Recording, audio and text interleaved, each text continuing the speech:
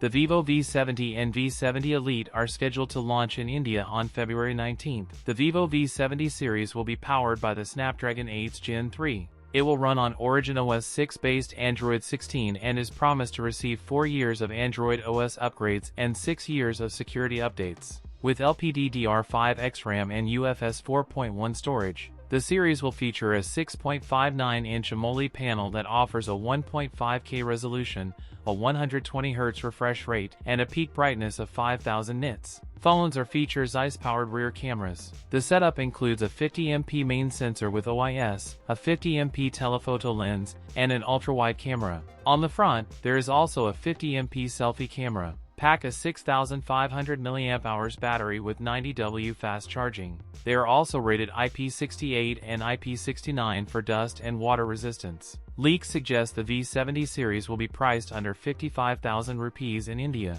That's it for today's video. If you enjoyed it, don't forget to like, comment, and subscribe for more content. Thanks for watching, and I'll see you in the next one.